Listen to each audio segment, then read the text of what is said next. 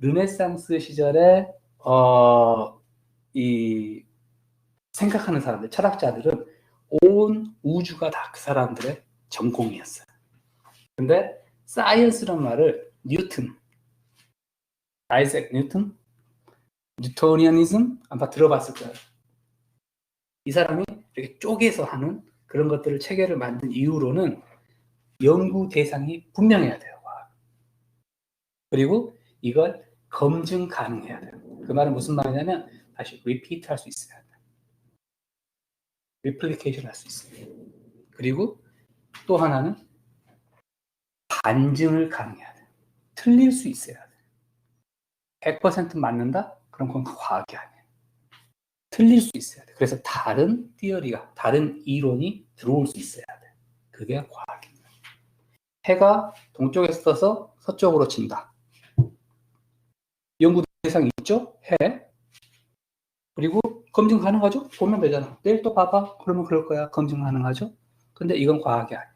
왜냐하면 틀릴 수가 없는 거예요. 그래서 과학은 세 가지의 그 사고 토대, 사고 방식의 위에서 존재를 해요. 그래서 연구 대상이 있어야 된다. 검증 가능한 방법이 있어야 된다. 그리고 반증이 가능해야 된다. 자, 그러면 자, 과학이라는 것을 이렇게 이야기를 했어요, 우리가. 그러면 이제서야 우리가 경영학에 대해서 이야기할 때가 됩니다. 경영학, 과학이잖아요. 그렇죠? 경영학, 매니지먼트. 이 클래스가 Principles of Management. 그래서 매니지먼트. 경영학인데 과학이라는 거예요.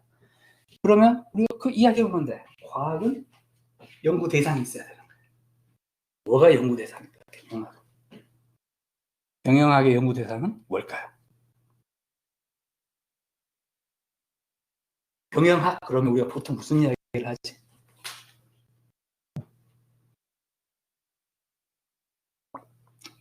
매니지먼트. 잡 이야기를 하고.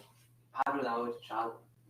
그렇죠. 잡 이야기를 할 때 경영학에 대해서 이야기를 하고. 잡이라는 건 어디 있는 거예요? 오르가니제이션. 조직 안에 있는 거예요. 그래서 경영학의 연구 대상은 조직이에요. 사람들이 만들고 있는 조직. Group of people. 이게 경영학의 연구 대상이에요. 자, 조직이라는 말. Group of people. 생각을 해보면 우리가 말하는 회사도 경영학이 될 테고 아니면 이 이익을 추구하지 않는 어떤 조직이든 경영학의 대상이 되는 거예요. 검증 가능한 방법이라는 것은 뭘까요? 경영학은 사회과학이잖아요. 그렇죠? 사회과학. 그래서 소셜 사이언스라고 하잖아요. 그래서 소셜 사이언스들이 가지는 과학적인 방법이 있어요. 데이터를 이용한다거나, 즉 통계를 이용한다거나, 관찰을 한다거나, 그죠? 이런 것들이 과학적인 방법이 바로 경영학 안에 다 담겨져 있습니다. 그리고 반증 가능한 거. 그 말은 무슨 말이냐면 언제든지 새로운 이론들이 들어올 수 있다. 여러 가지 다른 생각들이 이 안으로 들어올 수 있다. 그 말은 또 뭐냐? 시간에 따라서 이 생각들이 변한다는 거예요. 한 가지 생각만 쭉 가면 이건 과학이 아닌 거지. 그죠? 그래서 경영학은 여전히 변하고 있고 발전하고 있는 거예요. 그래서 자, 여기까지 해서 이제 우리는 과학을 알게 됐어요. 그렇죠? 과학을 알게 됐고 경영학을 이제 알게 됐어. 대충. 그렇죠? 그러면 조금만 약간만 더 들어가 보면 자, 이제 사람들의 생각이 변한다고 그랬잖아. 그렇죠? 사람들의 생각이 자꾸 변한다. 이렇게. 그러면 우리가 사람들의 생각이 어떻게 변했는지를 알면 경영학 전반에 걸쳐서 이해하기가 훨씬 좋겠죠. 그렇죠? 그러면은 그 가장 경영학의 시초라고 할 수 있는 것부터 굵직굵직한 내용만 아주 개괄적으로 한번 보자고요. 첫 번째, scientific engineering이라는 게 있어요. scientific engineering. 그게 뭐냐면 scientific management라고도 하는데 컨베이어 벨트 시스템 들어봤죠? 그렇죠? 뭔가를 만들 때 옆에 사람이 엔지니어가 이 스탑워치를 가지고 있는 거예요. 그래서 이 사람들의 이 일하고 있는 사람들 띡 옮기고 또 여기가 띡 또 옮기고 이런 걸 전부 다 재는 거야. 가장 효율적인 방법이 무엇인가? 그걸 찾아내는 거야. 그게 사이언티픽 매니지먼트인데 그걸 요새는 그런 비슷한 맥락에서 발전한 게 바로 요새로 치면 산업공학이라고 하는 인더스트리얼 엔지니어링이라고 하는 그런 분야예요. 그래서 그때는 뭐였냐면 오로지 이 시스템은 딱 이렇게 정해져 있어. 공장 안에 시스템은. 이걸 어떻게 하면 가장 효율적으로 할 수 있는지, 가장 효율적인 방법이 무엇인지 찾는 게 그때의 문제였어요. 사람들의 관심은. 그렇죠? 그래서 이때 조직이라는 건 뭐였냐면 딱 닫혀져 있어요. closed system. 그 안에서 문제를 발견하고 해결하는 거예요. 이게 scientific management였어요. 근데 이걸 하다 보니까 사람의 생각이 자, 스타바치로 재고 너 이렇게 하면 돼. 뭐 이렇게 막 이야기를 했잖아요. 근데 이걸 하다 보니까 어떤 사람들이 이런 생각을 하는 거야. 이런 점도 있어요 하고 이야기를 하는 게 뭐냐면 우리는 사람이잖아요. 그래서 이렇게 계산대로만 되지 않아요 라고 이야기하는 사람들이 생겨나기 시작해요. 그게 휴머니스틱 비헤이비어에 이렇게 근거해서 생각하는 거예요. 사람이기 때문에 다른 점, 기계와 다른 점. 그래서 사람이기 때문에 고려해야 되는 것들을 생각을 해야 됩니다 라고 하는 게 바로 휴머니스틱 비헤이비어였어요. 그걸 가지고 사람들이 이제 그렇네, 그 말도 일리가 있네, 그러면 이 사람들을 어떻게 해야 돼?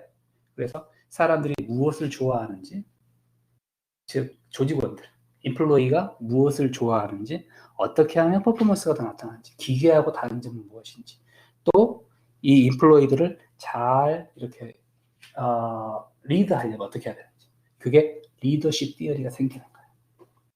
이게 바로 휴머니스틱 비헤이비어. 여전히 이때까지도 이 시스템은 닫혀져 있어요. 클로스돼 있는 거예요. 다른 건 고려를 안 해. 이 시스템 안에서, 이 공장 안에서 어떻게 하면 더 좋은 성과를, 효율적인가를 생각하는 것이 바로 지금까지 휴머니스트 비헤이비어. 근데 이제 이 안에서 우리는 어떻게 하면 효율적인가를 막 공리를 했더니 어떤 사람들이 갑자기 그런 이야기를 하는 거예요. 가만 생각해 보면요, 우리 회사가 우리 안에서만 결정되는 게 아니잖아요. 우리만 잘한다고 되는 게 아니에요. 왜냐하면 다른 회사하고 관계, 다른 커스터머의 관계, 모든 것들이 사실은 이익을 주고받는 관계잖아요. 이렇게 이야기하는 사람들이 생겨나요. 그러니까 그렇지, 그것도 맞는 말이지. 그래서 그러면 우리가 조금 더 생각을 좀 넓게 해야 되겠다. 회사 안의 문제가 아니라, 조직 안의 문제가 아니라 이 조직 바깥에 있는 다른 조직과 연결해서 생각을 해야 되겠다. 이게 시스테매틱 띵킹이에요. 결국은 이 회사를 하나의 닫혀져 있는 시스템으로 생각하지 않고 이걸 다른 조직과 연결해서 생각하는, 그게 시스테매틱 띵킹이다. 그러니까 생각할 게 더 많아졌죠.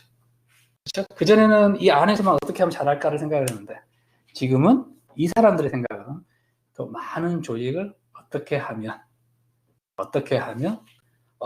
같이 서로 더 좋은 성과를 위해서 관계를 주고받을 수 있는 생각을 합니다. 이게 시스테매틱 띵킹이에요. 그러다가 보니까 아니 자? 아니. 나 들고 있어. 그래서 그 생각을 해보니까 어떤 사람도 또 그런 이야기를 하는 거야. 그래, 좋아요. 우리 회사가 다른 회사랑 다 관련을 맺고 있고 시스테매틱 띵킹 좋은데, 근데 이 시스테매틱 띵킹이 항상 똑같이 작동하는 게 아니에요. 어떨 때는 이게 잘 이렇게 커스텀하고도 잘 되는데 어떨 때는 잘 안 돼요.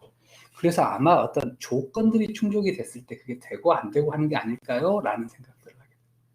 그걸 컨틴전시 띵킹이라고 생각해요. 컨틴전시 띵킹이라고 이제 부릅니다. 이렇게 발전을 해온 거야, 쭉. 자, 컨틴전시 띵킹 봐. 오픈 시스템도 복잡한데 거기에 그 컨틴전시까지 생각을 해야 되니까 얼마나 복잡해.